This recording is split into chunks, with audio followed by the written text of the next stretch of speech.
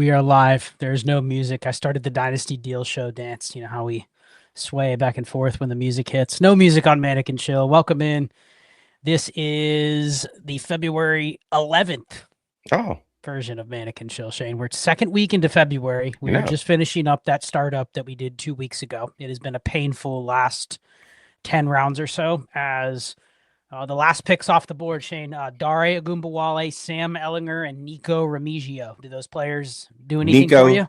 Remigio, Kansas City Chiefs return man who never He got to returns play. kicks. It might have been Yeah, a sneaky pick, right? yeah. I remember picking up Nico Ruggiero, Rigatoni a couple years ago. Yeah, Is he related to he Giuseppe? is. He is cousins with Giuseppe. Giuseppe and Rigatoni. They are the Italian playing football guys. Yep.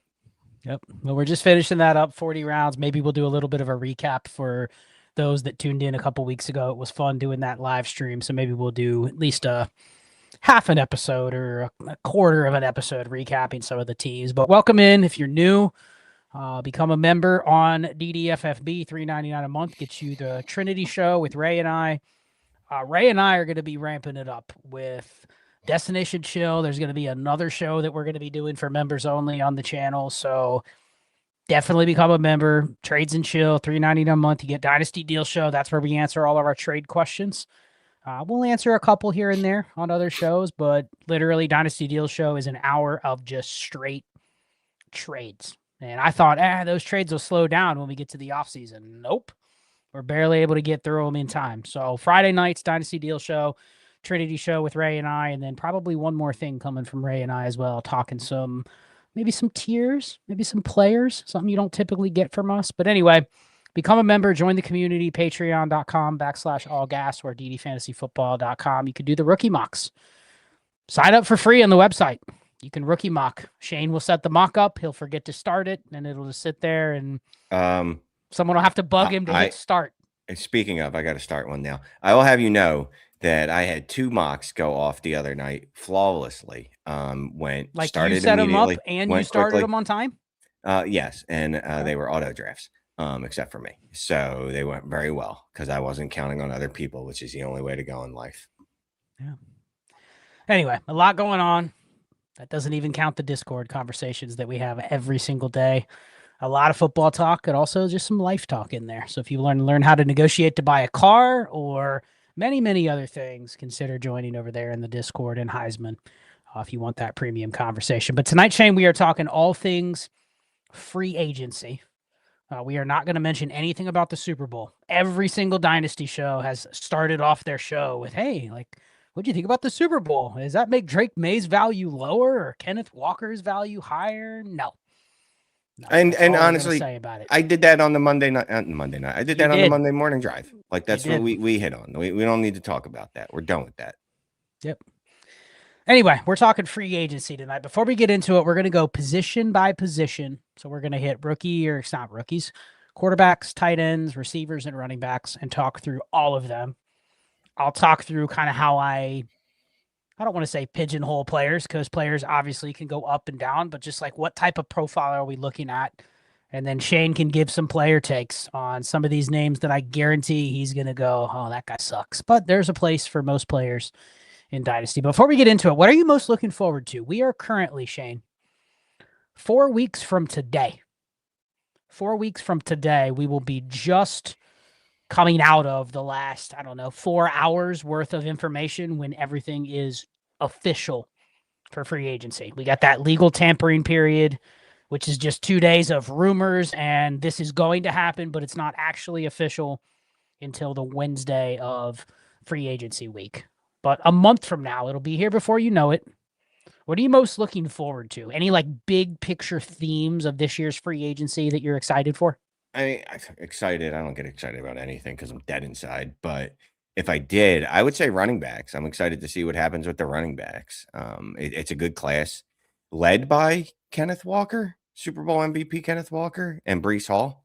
Now, what's probably going to happen is a bunch of guys are going to get tagged, and it's going to be like a limp dick situation. George Pickens will get tagged. Alec Pierce will get tagged. But there also might be some trades, right? We've got wide receivers that I don't think A.J. Brown's going to get moved, but I do think if someone comes along with a strong enough offer, he might get traded. So I'm excited for the running backs first, but I am also excited. I think we will see some trades this offseason because that's something that actually has been picking up over the last few years since the Eagles started that trend. But yeah, like the big guys, what's going to happen with Pickens? What's going to happen with Alec Pierce? What's going to happen with Wan'Dale Robinson? It's not a sexy wide receiver class. There's only 2 big boys.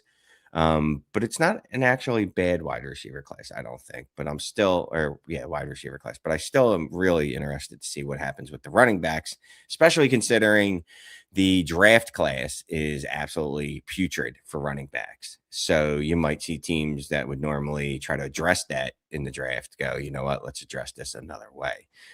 Will Kansas City try to trade or sign a running back? That'll be fun to see. I'd like to see that.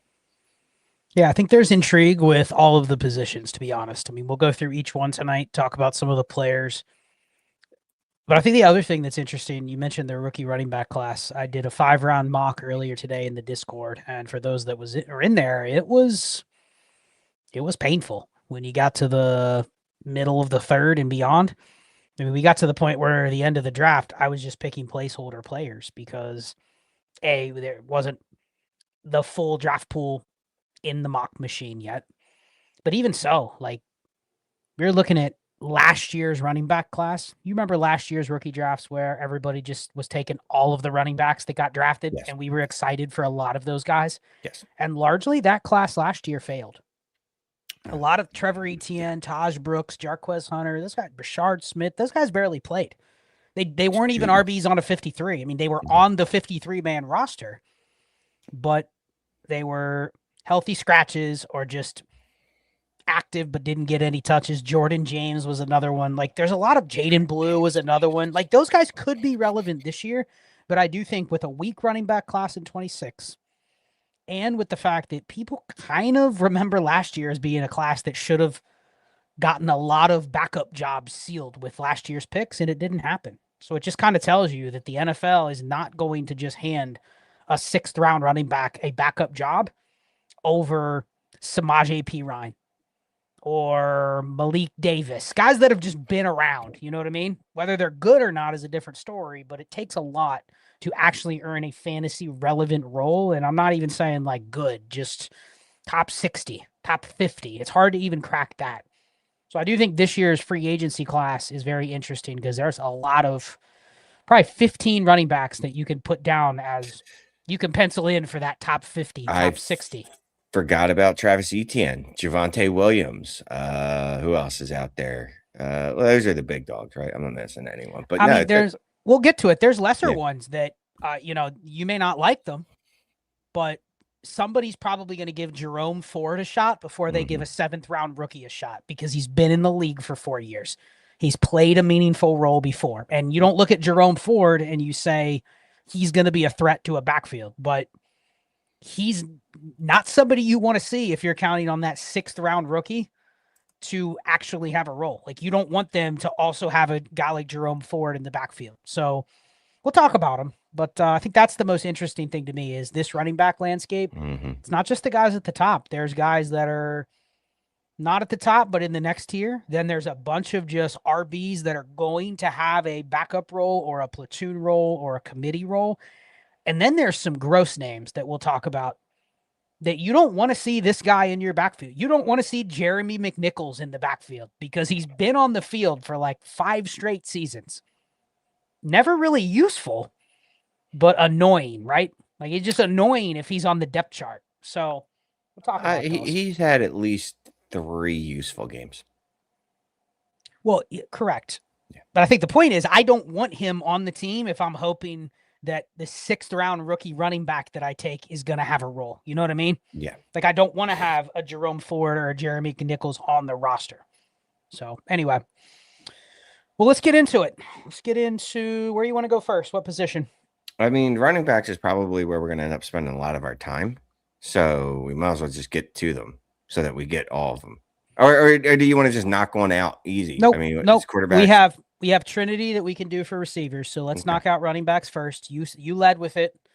So obviously, this is sorted by Spotrack's previous AAV. So if we sort here by expected market value, this will probably give a better idea of what Spotrack projects these guys to be worth. But I mean, if you get 6 million AAV as a running back, that's pretty strong. 3 for 24 was the popular deal that was given out a couple years ago. Tony Pollard, DeAndre Swift, like that's about what that type of running back makes. And Spotrack projects like 6 guys to be in that range or a little higher, with Rico Dowdle, Travis Etienne, Javonte Williams, Rashad White, Kenneth Walker, Breece Hall. That's pretty strong top 6 right there, Shane. Forgot about Rico Dowdle. That's how good this class is. Like, I trashed Rico Dowdle to end the season, but this is a Rashad White. Jesus Christmas. Yeah, this is a really, really Kenny Gainwell's back on the free agency market. J.K. Dobbins again. These are all fantasy viable players. Like even Najee Harris, if you want to get gross with it. I guess he might not be grosser than Jerome Ford. Maybe not, but he's still gross. Oh, there's so many. I know you had a place to go. Do you want to buy these running backs before the narrative pops, before narrative street hits? So I think the narrative has already hit on Breece Hall. Yeah. It's already hit on Kenneth Walker. I think the ones you can probably buy are Rashad White. I mean, Spotrack has him at almost $8 million a year, Shane. He is not viewed that way in terms of how he's been looked at from a dynasty perspective. Yet, you look at his efficiency numbers the last 2 years, he's very good. He's very good. Like, that's probably the target if I had to say. I don't have KTC up, but that's probably the target where I would say I would be most interested in him, because I don't think he's not viewed like Javonte Williams or Travis Etienne. People don't view him as like he has to start. But I think the NFL will view him as he's absolutely coming in to play a certain role. And that role is going to probably involve a lot of the receiving work, but it's also probably going to involve a pretty decent workload, 200 opportunities or more. So, like, that's probably the one I would say on this list. You're not buying Kenneth Walker or Breece Hall. They're valued as like top 8 running backs. The person that has them knows they're hitting free agency. They're not selling them at last year's price now that they're this close to free agency. So I think those are out. Rashad White is and we were talking about what we would trade Ken Walker for. And I'll say this, even with our sharps, I feel like some people were willing to overpay for Ken Walker when we were talking on Monday. Maybe it was a Super Bowl hangover. Rashad White is your running back 51. Aloha Panda DM'd me on the Discord today. He traded basically a third. He basically got Rashad White for a 3rd, 4th round swap, which I thought was one of the prettiest things I've seen in some time. Let's put keep trade cut up here. I can get to it real quick. Yeah, he's RB51. He's Jordan Mason, Jonathan Brooks, Sean Tucker, Ollie Gordon, Kamani Vidal, Devin Neal are all ranked ahead of him. Dylan Sampson. I mean, it's just I can't believe Rashad White's that low. That's ridiculous. That's got me to the point where I might just go send out some offers for Rashad White. 310-2. Thank you, Mike. Yeah, so Rashad White right here, RB51. Right below him is an early 3rd in 2026. And you've done enough mocks to say that if you could buy some of these RBs, even some of these guys down here, I mean, Alvin Kamara, RB57, you're not telling me you wouldn't give up the 304 for him? Even if he only has 6 games left, you would take it. I mean, and these prices I don't think are reflective of the real market. No, I don't think you can go out and buy these types of running backs for mid-3rds, early 3rds, late 2nds. If you can, I think we've done enough mocks to say that is a good use of just not having to have those picks for any longer than you need to, right? Yeah. Here's the problem, man. I'm in too many leagues with freaking DD people that I'm going to send these offers out. They're going to immediately get rejected. But anyway. Matty Boy says he offered the 211 for White in a league and was rejected. Yeah, I think if you can, a back half of the second, if you have to pay that for him, I have no problem dumping that for him. I would not accept that. So I'm with the person that said, nah, I'm going to hold on to Rashad over the 211.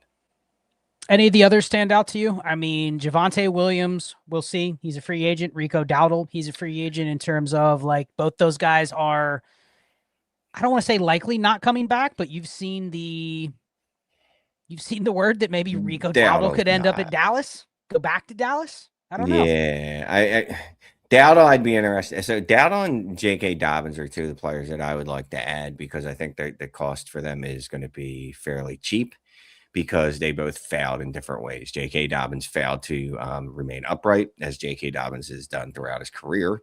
And Rico Dowdle just flat out failed to take the opportunity that was handed to him when the Panthers literally gave him the starting role, gave him all the work, and he sucked so bad that Chuba came back and just took his job.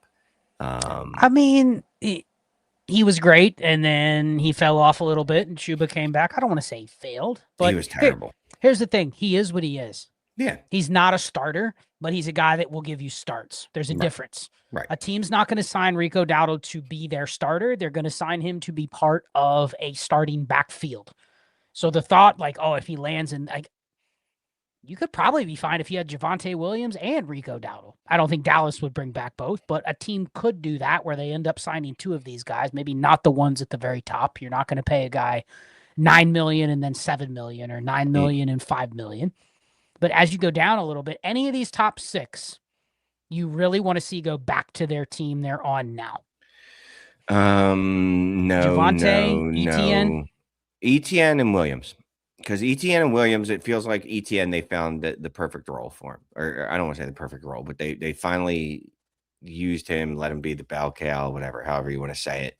Like they sprinkled in some tootin', right? They sprinkled in, well, that's all they really sprinkled in. But for the most part, they kind of let him run wild with it. And Javonte Williams, I think that was a perfect situation for him in Dallas.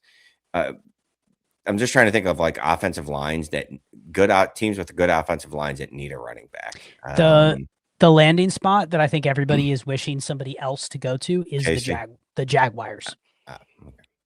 Okay. So they want ETN gone, but like Kenneth Walker on Jacksonville. Which, I mean, you're just moving chairs on the Titanic at that point, in the sense that it doesn't change anything. If you really want, you should be. But I don't think people think ETN's that good. No, people are Jacksonville got the best out of him last year, but I do kind of think people want somebody better to go there. And it ain't Walker. I mean, look, I know Walker just smashed. He absolutely smashed in the playoffs, but that's painting over the doghouse that was his season prior to that. Like the dude for the last year and a half has been a committee back, and not a particularly good one a lot of the time. And yes, he absolutely smashed in the playoffs. And I love Ken Walker, but I don't think he's better than Etienne. But I'll say this, you know what? Maybe we want Rico Dowdle or Rachaad White or Javonte Williams in Kansas City. And then obviously Rachaad White, that'll give us another viable running back in fantasy, a very viable running back in fantasy if it's Rachaad White or even Rico Dowdle, because Rachaad White wasn't last year when Bucky was playing, and Rico Dowdle, same thing. And if they go back to where they were, I don't know that they will be. So one thing that might put a damper on some of this that has been brought up recently is the franchise tag deadline is March 3rd, and it starts on the 17th. I do think there's a chance that two of these guys, Breece Hall or Kenneth Walker, get tagged. Yeah. So I don't know. Did you see that interaction today between the GM and Kenneth Walker at the Seahawks celebration party? It was awkward. It was awkward where he was all hammered and he said Kenny was just trying to negotiate with me. He's trying to be funny. He wasn't. But yeah, the Jets have cap space. It makes no sense for them to let Breece Hall go based on the cap number. If they could tag him. The only thing is he made it very clear he didn't want to be there. Like, remember at the trade deadline, he was begging them to trade him. So he's not going to be happy with the tag, which we know tags definitely disrupt vibes around a player, right? Like these guys don't really love being franchise tagged, regardless of it being guaranteed money. So be on the lookout. But February 17th is the first day teams can name the tag, and they have 14 days. It's actually a week before free agency starts is the deadline for a team to name who they're going to tag. Well, Rachaad White grew up in Kansas City. I love that. Yep. And I think Rachaad White's actually capable of more than what he's shown. Not saying he's going to be like, 300 opportunity guy, but like the last 2 years with his touches, he's been very good. I think I'm going to get all hyperbolic. I think Rachaad White could have 75 receptions in a season. I think he could do that. Now, I don't think he's a particularly good running back when it comes to the running part of it. I think But he was he's though. Maybe it was PFF had him the second yeah. highest graded running back I in don't terms of like yeah. rushing grade, which I thought was everyone just peddles that he's a terrible running back, but I yet don't that said care. otherwise. I don't know. Yeah, I don't care what PFF grades anything because their grades are I'm moronic just for the saying. most part. I'm I got you. just I got you. saying. No, I understand. I understand what you're saying, but PFF is balls. Anyway. But no, either way, if Rashad White landed in Kansas City, I think he could have a top 12 season. I think he could definitely have a top 12 season. We got to scroll down a little bit, Shane. Oh. We got to talk about some of these guys. Okay, I like J.K. fun. Dobbins. Yep. I like Isaiah Pacheco. I like Brian Robinson. I mean, here's the thing about those guys. They can handle a workload. Even if they're not good, they can handle a workload until they can't. Tyler Algier's on there. You mentioned Dobbins. Najee, if he comes back from his torn Achilles, I mean, that's the risk. But I've literally seen Najee dropped in leagues. Hell, I dropped him in a few leagues when he tore his Achilles because I'm like, this guy's never going to make it back. And if he can make it back, guess what a team's going to sign him for? Money. Carry the ball. It's the usual Najee thing. Like he's not going to be efficient. He's just going to eat carries, which that's a skill. How about Austin Eckler with the torn Achilles? Any interest there? Listen, if a player is cheap enough, I have interest in them. Austin Eckler, I think I had him in our queue in like the 36th round or something like that. Maybe before that in the Manic or Chill League. Yeah, I'll still take a flyer on him late in the draft. I'm okay with. I got to be honest with you. I think there's a couple of these running backs you'll be picking up, like Miles Sanders, Kareem Hunt, Austin Eckler, maybe Jerome Ford. There's going to be guys that you go ahead and add to your rosters that you're going to be cutting in like September 20th when it's clear that they're not going to be on a roster. The guys that were really good on a per touch basis or per opportunity basis on this list are Kenneth Gainwell.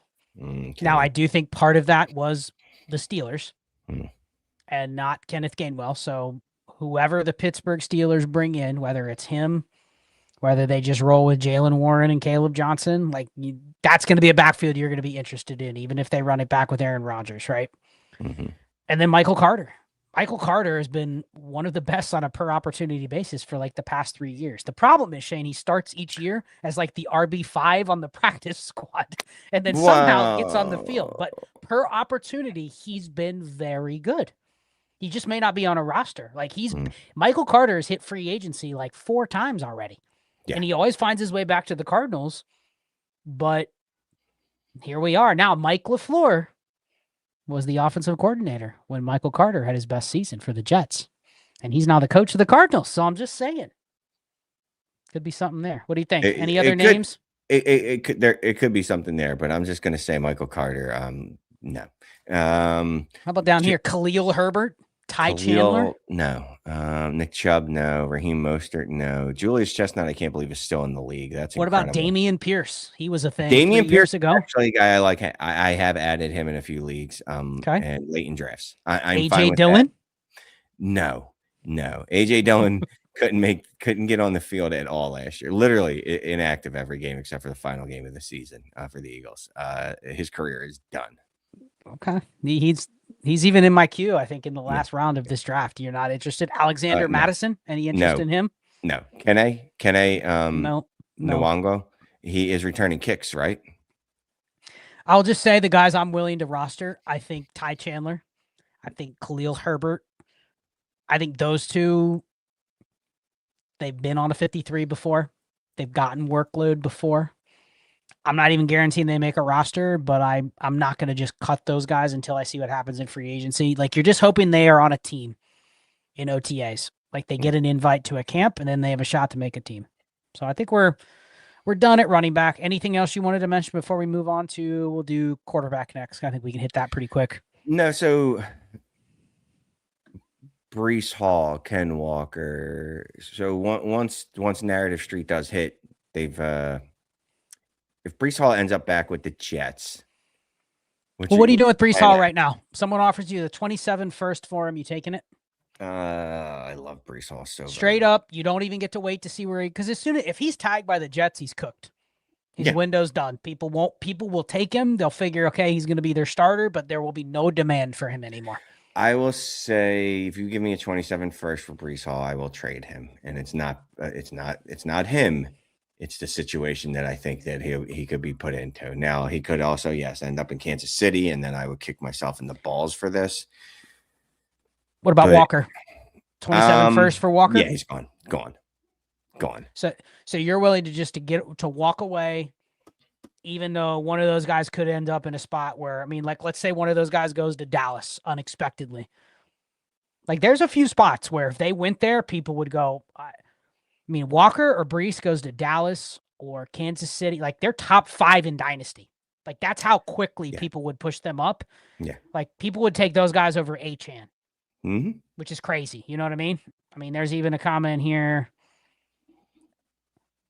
It's probably a player take, but I think that is the reflection of what a lot of people think. Like, they are excited to see where Brees goes, and they are just waiting for that to hit.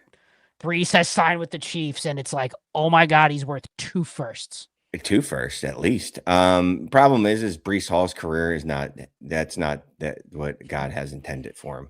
If God had he's not that lucky, right? Yeah, if God had good things intended for Brees Hall, one of them would have happened by now. But he was drafted to the New York Jets. They are a dumpster fire, and they are going to tag him. Even though they really shouldn't, to be quite honest with you, they should just let him walk. I know, even though he's begged them to let him go. Right.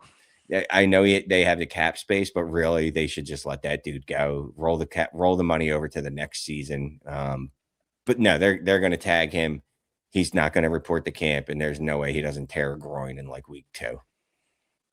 All right, on the quarterbacks. I mean, we all know who the popular guy is, right? Well, I'm just sorting. Now, this is obviously not updated by Spotrac. Daniel Jones is not getting $43 million a year. It's probably what it was before he tore his Achilles. But yeah, here's the list of quarterbacks. Obviously, at the top, you got Danny Dimes and Malik Willis. I think that's correct. Aaron Rodgers is third by default, probably because he will be expensive, but he's probably only going to Pittsburgh. And if he's not, there's probably very few teams that would be interested in having him because he's not going somewhere. This thought of, and these guys aren't free agents yet, but I also anticipate this list. What makes the quarterbacks much more interesting is when Kyler gets cut or Tua gets cut or Kirk Cousins gets cut or Geno Smith gets cut. Like, that floods the market with a lot more of these guys that are at least bridge starters or guys that are intending to start. Like, don't you agree? Like, Aaron Rodgers is not going to the Vikings unless he is handed the starting job and JJ McCarthy's basically out of the way, right? He's not going somewhere to compete. No. Same with Kirk Cousins. Like, people are pushing Kirk Cousins to go back to the Vikings. If you ask Kirk Cousins where he wants to sign, he's not going to Minnesota unless they're like, yeah, that McCarthy guy's on the bench. And I don't think the Vikings are going to do that. So I don't think they're going to be in the mix for Daniel Jones or Aaron Rodgers or Kirk Cousins. You know what I mean? Like, they're going to go somebody lesser. Geno Smith feels like a Viking because I think he'd be desperate enough to be willing to go there and earn the job rather than attempt to earn it. I will say, but he's not going to say, I'm not signing here because he's probably not going to have many other options. He is like Todd Monken this year, right? When the Browns offered him the job. Would you like to say no? Yes. Are you likely to get another alternative solution or situation? Absolutely not. That's the best you're going to do. You're like, you get the ugly chicker dude, and you're just going to have to be happy with it and settle. So let's take a look at Malik Willis. What is Malik Willis currently at with picks? Where's he at? He is at, I got to go back because I was on the RV page. So Malik Willis, he's currently right at what? Quarterback? Where is he on this list? Where do we got Malik Willis? Quarterback 29, right ahead of a late second in 2026. I mean, what's his real price, Shane? Late second, real. Here he is, but he's right ahead of a late second. He is behind Shador Sanders, ahead of the late second, behind the mid second. So let's call it like 208. What's the highest pick you'd send for Malik Willis before free agency? You have no clue, but yes, this year, 2026. I will go at least 112 for Malik Willis. Okay, that's probably a little bit more than I'm. I mean, you said that pick sucked last week on. I did. It still is a first. in name only. I mean, that feels like you're really swinging high, doesn't it? Well, okay, but here's the thing. Well, you know what? You want to hear you something funny? What are you swinging for? The only thing you need from Malik Willis is he signs a contract that warrants that he's going to be a starter for a year. You can't hope for anything more than that. It either happens or it doesn't. If it doesn't, you've lost whether you give up the 202, the 204, the 112. You know what I mean? But if he's a starter and I know I can use him for a year, I don't care what I paid if what I'm not going to be able to buy with that pick is the same type of speculation. You know what I mean? Mm-hmm. I get you. So why is 112 too high? Like I'm just because it's a 112 and I'm not paying it for a quarterback that's been a backup his whole career.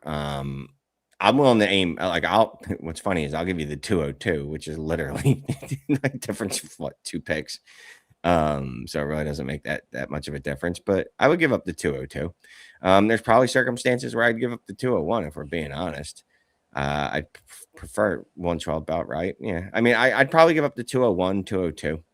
I know we've talked about Malik Willis in the chat before, and people were talking about they've tried to trade for like the 203, 204 for him, and that didn't get it done. So if you do want him, in a lot of cases, it is going to take the 112, 201, etc. So would you give up the 202 and the 205? Can I just give up the 112? You don't have the 112. You have the 202 and the 205. You offered them to me earlier for the 112. Now I got to give you the 202 and the 205. You don't have every pick. You don't have the 112. Okay. Can I get Malik Willis and a 28 third back? Okay. That's fair. Deal. Done. I mean, that's a humbling price because you're really looking at a guy that standalone isn't worth the typical 202 or 205, but this draft class. The idea there is getting something that I might be able to use for those picks because I'm not sure what I'm going to do with those picks right now. So I like that. There is that, and there is luck. I'm of the mind, too, that if Malik Willis is a starter somewhere, he's going to be very good. I believe he's going to be a very good fantasy asset. We saw what he did with the Packers, and you can just say, yeah, it's all Matt LaFleur magic. I don't think it's just that. I think it's that the kid had a chance to sit for a little bit, and he was actually coached up. And he improved. So it's not just the Matt LaFleur magic. The only thing I would not like to see, imagine him in like Minnesota and him and JJ have to have a battle. So where's he going to land though? That's the thing. Like what are the available spots that we can see him actually going to?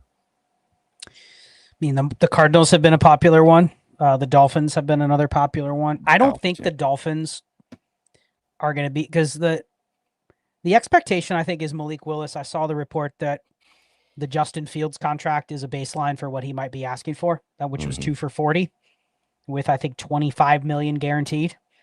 Like the Dolphins aren't going to pay that because the Dolphins are going to have to eat a ton just to cut Kyler or to cut Tua. Cardinals, same thing. If they cut Kyler, those teams, I get it. They don't have a quarterback if they cut their current guy, but they also probably aren't in the position to sign a quarterback to the contract that Willis is going to command when they're already paying a ton of dead cap to cut the guy they already have. You know what I mean? It's like, I don't really think those landing spots make sense. Those feel more like the landing spots for a guy that isn't going to be about the money. And that's where I think some of these guys getting cut is interesting. Like Tua. Go look up Tua's contract. Tua may play for $3 million a year. I don't think he's necessarily a starter, but $3 million a year for him versus Malik Willis, $25 million a year. A team maybe go, you know what?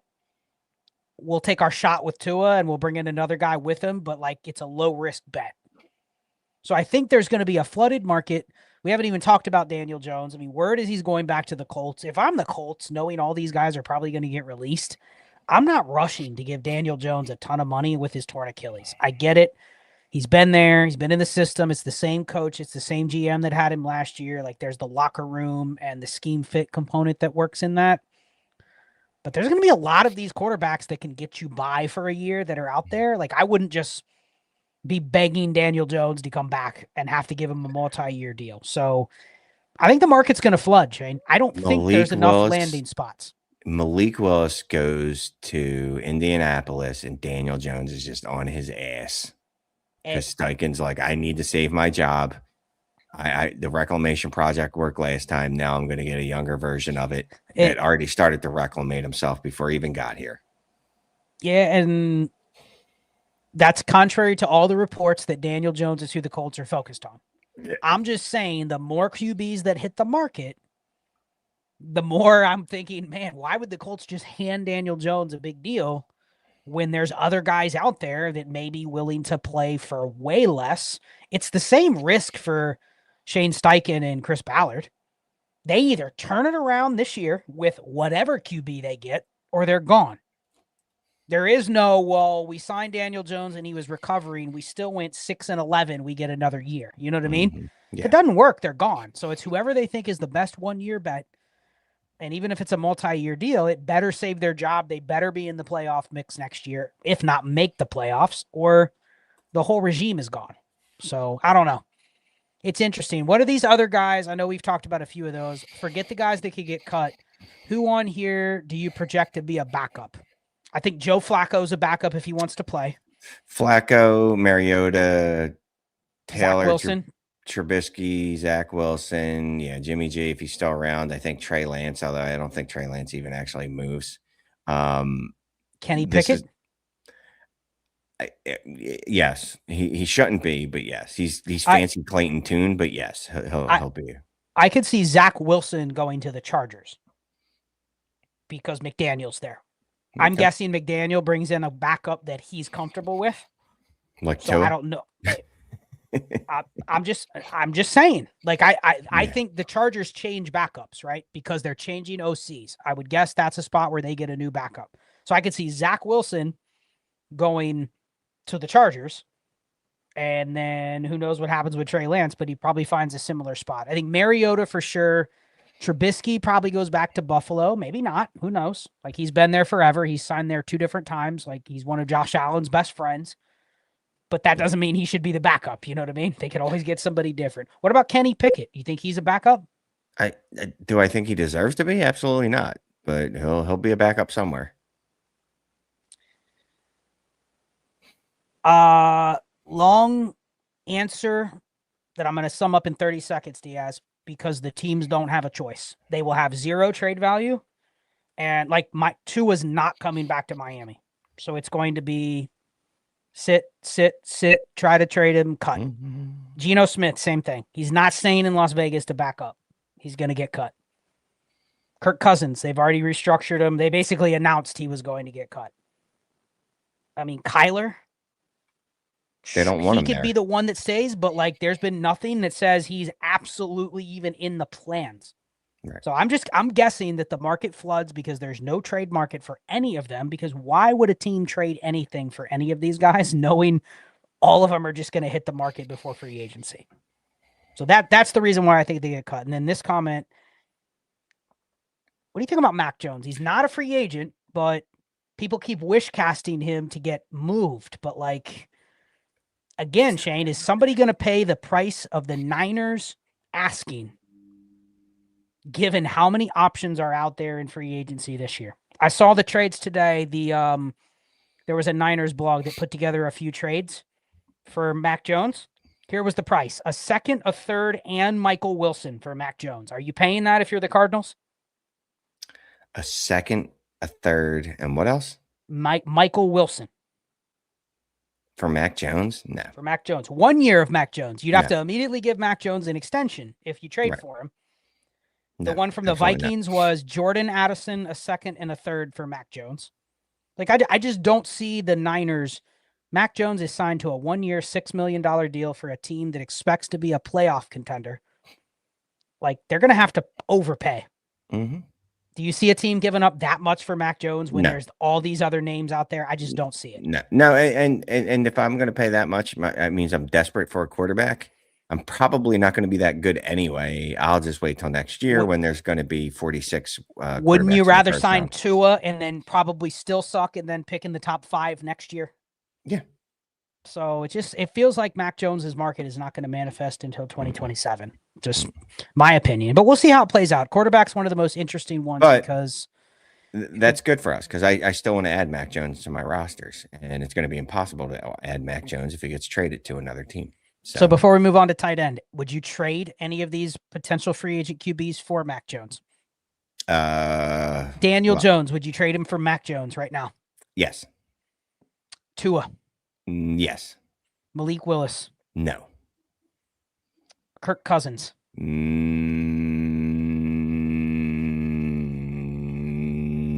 Maybe. Dude, that was the worst maybe ever. It's like 30 seconds. I had to almost cut you off. Here's the It was thing, right? just So maybe. I'll say it's roster dependent, right? Because if there's a world where if I have Kirk Cousins on my roster and I'm not willing to move him, that means I'm planning on starting him next year and moving another quarterback. What if he's on my your roster. QB4 and you're trying to find something that could go up even more? Then it's Mac Jones. Then right? Mac Jones, yes. Okay. Yeah, I think it depends on your build. Like, obviously, you said no to Tua because you probably don't think Tua is going to start. I think Tua is the most likely to just settle in a spot to rehab his image and take another crack at it in 27, even though 27 is going to be a tough market. Like, I don't think a team brings in Tua to start. But that's the most fascinating thing for me about free agency, Shane, is when all these quarterbacks hit the market, as much as we don't love Daniel Jones, Malik Willis, Kirk Cousins, Kyler Murray, Tua Tagovailoa, Geno Smith, like that's a pretty good crop of like free agent quarterbacks. We don't see that often. And they're going to probably come at a discount because there's not 7 starting jobs. We haven't even talked about guys that could get traded that are not on this list, like Malik or Anthony Richardson, Will Levis. I think both of those guys get traded because their current teams don't want them anymore.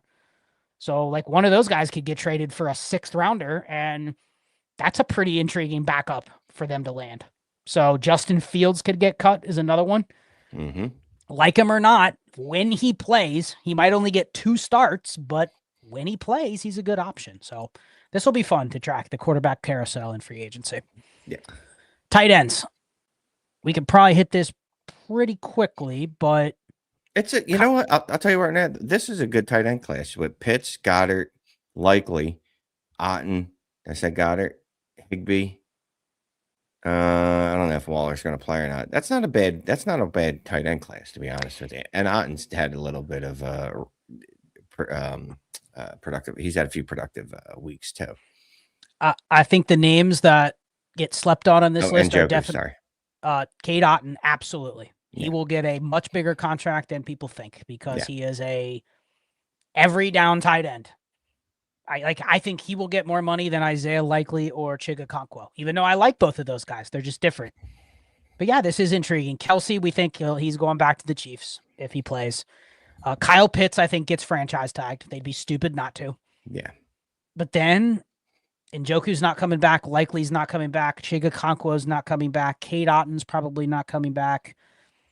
I saw a statement today. I won't say the podcast, Shane, but they were wish casting David Njoku to the Eagles, and they said he's just better than Dallas Goedert. I'm like, you know what? Like, he's actually not. If you look at their careers, like he's had one better year, but Dallas Goedert's been better for like 6 seasons. So. Dallas Goedert is legitimately, if you just look at his stats, he's one of the best tight ends of since he's been in the league. He's literally one of the top 3 or 4 tight ends in the league. And he's 7th on this list. Yeah. So where's the disrespect for why is Chigakonkwo and Isaiah Likely higher than Dallas? Because they're younger. Dallas Goedert is not fun athletic. Isaiah Likely is, and so does David Njoku. I mean, I love David Njoku. You know that. Goddard's boring. David Njoku is going to be 30 in May, Shane. Like he's not a spring chicken. He's been around almost as long. He's been around longer than Dallas Goedert. He's like a summer chicken, right? He was in the 2017 class with Evan Ingram and OJ Howard. Yes, it was a great class. I mean, this is a fun class. I actually, you know who was really good on a per target basis last year? Darren Waller. Like, he's still okay. I don't know if he plays. I don't know where he goes, but I don't know. Darren Waller back to Miami. Darren Waller to the Chargers, Shane. Would you like that? No, I don't want anyone going there. Okay, yeah, I can see Miami bringing Darren Waller and Greg Dulcich back. Yeah, that actually is a very intriguing tight end room, but continue.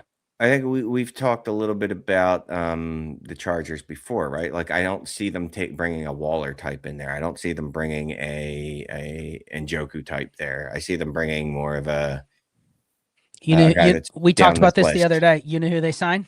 They'll give Cade Otton the 3 for 30, and he'll be the guy that plays way more snaps than Oh, yes, Arondé he Gadsden. would. Absolutely. Yeah, he would. Because that was originally what Mike McDaniel did with Miami. Remember when they had Durham Smythe? Like their intent was never to use the tight end to the degree that you would want Arondé Gadsden to be used. Mm-hmm.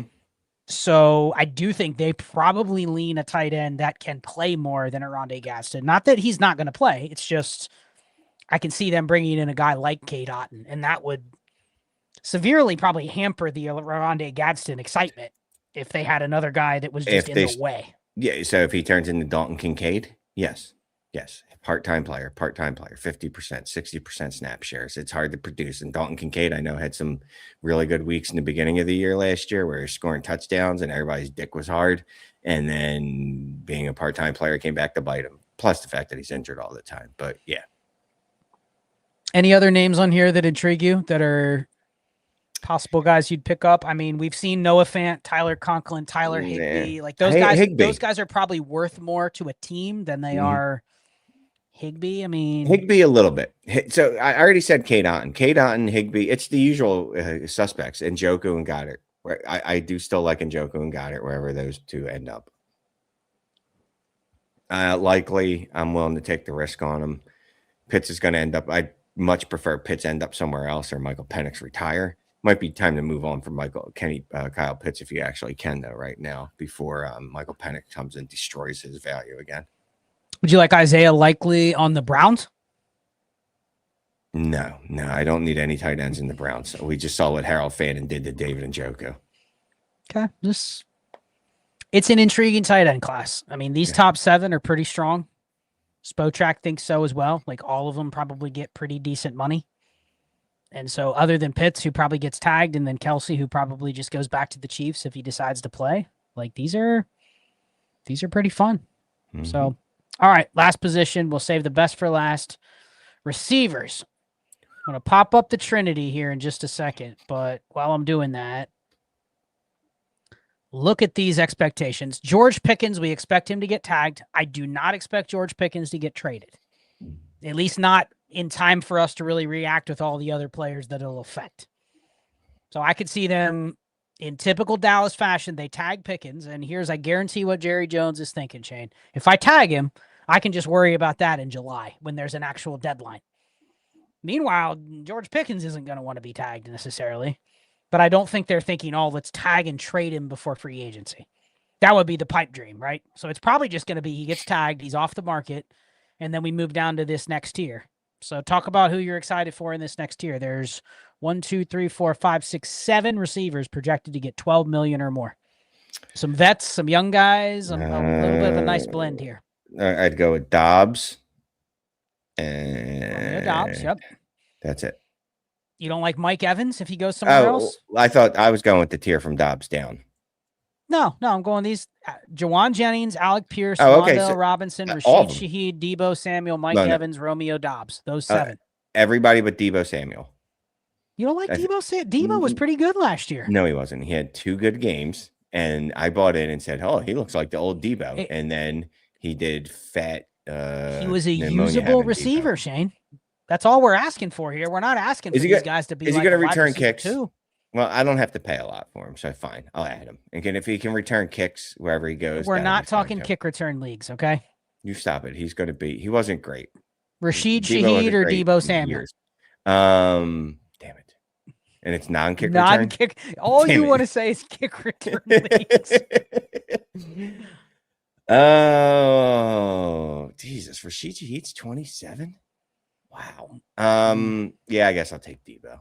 Damn it. Okay. I mean, listen, receivers in free agency are typically just supplemental pieces. They're typically never players that are going to rise to the value that you could see from a quarterback or a running back. I don't see any of these names. Maybe Alec Pierce. Like if Alec Pierce went to the Patriots, he'd probably be their first option. Yeah. That one I could get excited for.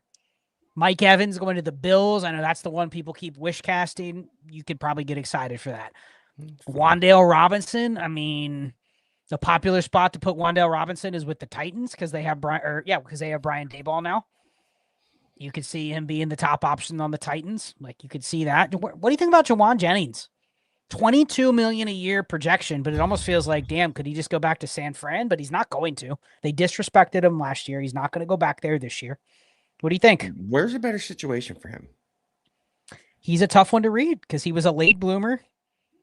I mean, he was a converted tight end. Yeah.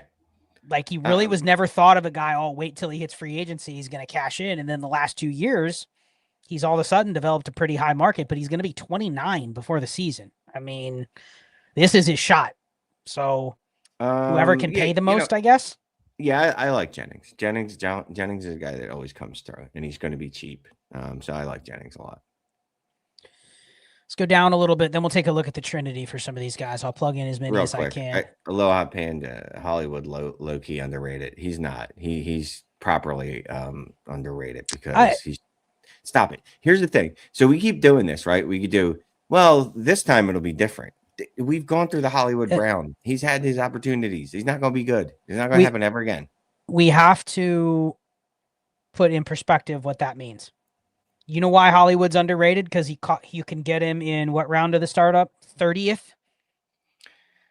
That it is you with all of these guys. You have to have a purpose of having them. I do not expect anybody below Keenan Allen to have any value. The value is, how can I use this player wherever he goes on my roster? If you don't have a plan to use him, the thought that you're right, Hollywood Brown's not going to go to a better spot where people think he's valuable. He already did that with the Chiefs, and you saw what happened, right? Same with Christian Kirk. When he went to the Texans, you were like, oh, man, he could be their wide receiver too. And then look where we're at.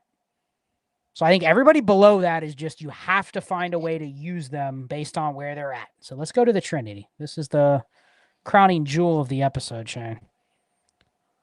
So I'm going to put in all of these. Who did we have? We had George Pickens, Juwan Jennings. I'm going to put in all of the pending free agents here. Wandell, Debo, Mike Evans. Michael Evans, yes. Shaheed Evans.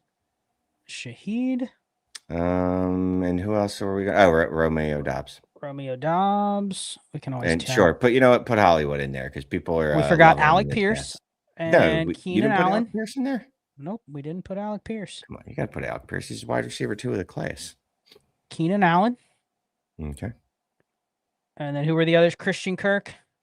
Sure. Hollywood Brown. Sure. Okay. I think he's still under Marquise. Any others you want to throw up here? No. We good? No Calvin Austin or Jalen Naylor, Treylon Burke, Shane? Oh, Treylon, no. Okay. All right, so we're gonna put on the. There, let's make our screen big so I can see. Yeah, but let's put their headshots on. Look at George Pickens. Look at George, and look at my guy Wandell. Look at him. So for those that aren't familiar with the Trinity, you can get it over at DD Fantasy. I'm trying to make it a little more viewer friendly. No, that's not viewer friendly. That's this. Make it. That's like you hate the viewers. I'm just trying to scale it. Okay, this is the best we're gonna do. So the Trinity is just measuring usage. Now you can see these numbers. Trinity report might be a little better to view here. Actually, I think I lost. I got to put them all back in. Hold on. All back in. Sorry, I got to put them on. Remind me not to do that. Don't do that. Not to take them off the screen, because I got to put them all back in. But explain what Trinity is. Now, you take a crack at telling everybody what Trinity is if they don't know. It's a usage tool, right? It shows you how a wide receiver is being used. It's not exactly predictive for points per game. Or wait, what was the word? I forget how Ray described it the other day. But anyway, it's a usage tool. It basically lets you know how wide receivers are being used. So anyone in this little right quadrant above that regression line, good. Anyone below that regression line, depending on the rest of the team, the wide receivers on that team, that can tell you whether it's a quarterback or it's a them issue. But it's basically letting you know how these players are being used. It incorporates yak, yards per route run, and a couple other things. So it's first read, target share, it's yak, and a couple other metrics that go into it. Right. It's a wide receiver usage tool. So you have to look at each one of these scores within the context of their team. So clearly you have George Pickens up here. He had the highest Trinity score of the group. but he also was above this regression line. So basically what I usually look at is if they're above the regression line, typically they're also really good on top of their usage. So like George Pickens, that's why we were so high on George Pickens on the NFC East Trinity show, was because it's like he wasn't just a top 6 receiver, but his usage warranted that it's repeatable, that he was actually better than what his usage is. Like you could almost say he needs to be used even more than what he was because he outperformed his usage that he got in 2025. So he's an outlier because obviously he's not going to hit the market. But then next up, you have Wan'Dale Robinson, like the second high, like a top 15 Trinity score in the whole league. Yes, now, this is within the Giants, but you love Wan'Dale, but at what is too much to pay? If he goes to the Titans, Shane, he's going to be top 24 wide receiver in value. Would you pay that? No. Wan'Dale I love in the sense that I got him for 3rd rounders. If I have to pay 2nd rounders for Wan'Dale, I don't know. Well, I'd pay 2nd rounder for Wan'Dale. 112. 112? Yeah, you know what? Yes. I'll give you the 112 for Wan'Dale. Can I get Malik Willis thrown in? No. So here's Alec Pierce, 6.64 Trinity score, below the regression line, but we did the AFC. But again, can you bring up – so Wan'Dale and Alec Pierce are below the regression line. Can you bring up their teams? Not without losing these. So well, I know you can lose talk about this some other time then. Okay. Yeah. No, go back and watch the AFC South episode that we did last week. We talked about Alec Pierce. The reason we like Alec Pierce so much is because he's probably going to be redundant to Michael Pittman. Mm-hmm. If he's back, Michael Pittman's not. That's the first thing. Second thing, the first half of last year with Daniel Jones, Alec Pierce was the best receiver on the Colts. He had the best usage. He had the best production. And he also did it differently than what he did in 2024 when he was also really good. So I think he's just got a lot of outs. We'll see what he gets paid. Like, I think there's a spot that he could, like, if he went to the Patriots, Shane, is this crazy? If Alec Pierce went to the Patriots, I would put him in the top 24. He'd be top 24 in Dynasty. It's not crazy because Drake May loves the deep ball, and Alec Pierce has averaged something like, I don't know, 20 yards per reception over the last 2 years. And I don't even think it's that. I think he leads them in targets. He leads them in area. He immediately is ahead of Stephon Diggs in the pecking order. Like, he is the wide receiver 1 on a top 5 passing offense. Easily. I don't even know if they bring Diggs back. I got to be honest with you. I imagine this world where the Patriots get both Wan'Dale and Alec Pierce. Not happening. Why not? They have $42 million under the cap. Anyway, if they just clean house, the problem with the Patriots is everybody on their current team is under contract. Yeah. So they probably don't add more than one free agent, but it's possible that they do add a guy like Alec Pierce. Here's the other one, Shane, Keenan Allen. 6.7 Trinity score. And I know, he's cooked. He's too old, but all this says is you probably don't want Keenan Allen back on the team that you're hoping there's other guys that get opportunity, right? Like he's good enough that if he's there, he's going to be in the way. He is what you call a super nat, right? He's not actually good, but he's still going to get a ton of the volume. He's still going to get a lot of the usage, and it's just going to make you mad. So as you see others, I mean, Juwan Jennings, and this is just last year. So keep in mind, this is last year, their score within their team. So you can't really compare, Deebo Samuel to Juwan Jennings to Romeo Doubs. You really have to look at their team picture and what Trinity they had relative to the other players. But I'm going to highlight this because I want to bring up a few of these before we end, and then we'll go back to our normal setup. Historical range of outcomes tool. And I think this is most pertinent for these guys that are still young, okay? So this is based on their 2025 usage, Shane. We're going to highlight who are the ones that are young enough here. Wan'Dale, Alec Pierce, Romeo Doubs, and George Pickens. Those are all the guys that are 25, okay? Just going to look at their historic range of outcomes based on their 25 usage and what that looks like. So we'll go George Pickens first. Give it a second to load. So this is almost what you can project for them to get next year. How do you feel about that George Pickens projection, Shane? Floor of 16 points per game. It's a pretty good floor. It is. I'll be interested to see what George Pickens does once he gets his money. I see some people chatting about Brandon Ayuk in the chat, and yeah, Yeah, I'd be interested to see. But just based off what he did last year, taking everything else into account, that feel pretty good. 16 points per game. I think that's like wide receiver 8 last year. Top 10% outcome for George Pickens is Jamar Chase, Triple Crown year, CeeDee Lamb the year before where he was the wide receiver 1, and then Devontae Adams in 2020 where go look at his line. Let's go. So if you're interested in finding a potential elite receiver, and of course we want George Pickens to stay with Dallas and him to be happy and all that kind of stuff, but this is your cheapest shot as a potential elite receiver, Shane. Yes.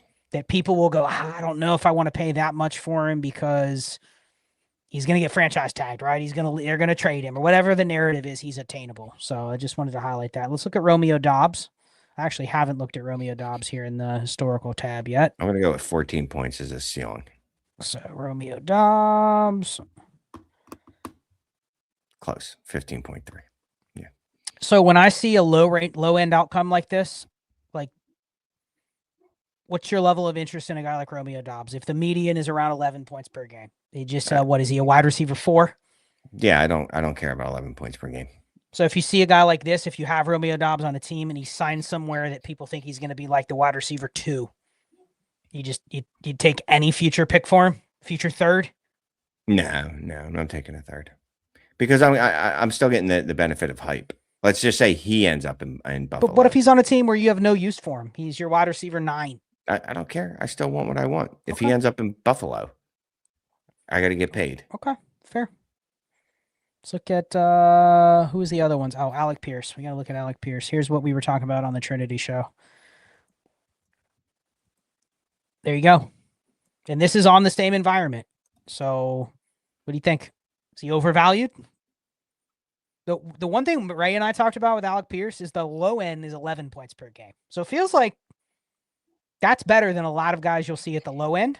But his high end isn't really any higher than Romeo Doubs. Which is funny, right? Because that's not the type of player that you think that he is. That's what you think. But if you look at his usage, it actually was different. So, and part of that is that you heard him say he wants more. They asked him, what is he looking forward to most with the new landing spot? Did you hear what he said? No. He wants more targets, more catches. So he knows the narrative of he's going to be a 40 catch guy for 1,000 yards. Like, yeah, I think he wants to play a bigger role. So we'll see. Absolutely. I mean, honestly, that's the problem. And that's what his Trinity, that's what hurts his future outcomes is that he's not a target hog. He just he does not pull volume. And we've talked about it before. Lots of people have talked about it. Targets are an earned stat. And sometimes you just are what you are. And even if you move to a different team, the usage might not exactly change, right? Part of the reason that but Ray was so into George Pickens was if you looked at his Trinity in Pittsburgh, it was really high because the usage was there. It was just that the quarterback sucked. So if he was in a good situation, which he ended up in last year, then you could see good things happening. And we'll end it with this, Shane. Wan'Dale Robinson, 13 to 19 points per game. How's that make you feel? Good for those Wan'Dale shares you got cheap? That's Wan'Dale, man, right? Like he could give you 13 points ain't bad at all, to be honest with you. And the high is assuming that they used him with a little bit more ADOT because he smashed in New York. Well, here's the thing.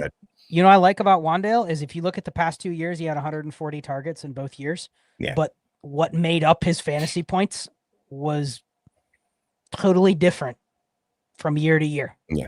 So that tells me he can kind of do a blend of both. Okay, so that makes some sense. That's what I was going to say. So there was games last year where they used him as a deep threat. There were games last year where he was just this underneath intermediary guy. Intermediate? One of those words is probably correct. Intermediate. But yeah, thank you. He is a versatile receiver, despite any preconceived notions of what he is as a receiver. So this is the range of outcomes tool. You can find it on DD Fantasy, ddfantasyfootball.com.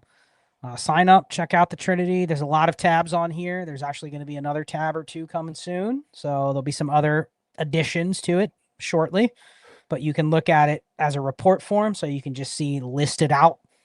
And this report is pretty cool because you go in here and you can see all the things that go into it. Yards per route run, air yards, yak, red zone targets, target share. Like you can see the individual profile broken down a little bit more. and then versus KTC. So you can put a bunch of players up here versus KTC, and you can find the ones that have the lowest value, highest scores, etc. And then obviously this historical tab that we just looked at. So that's the Trinity tool.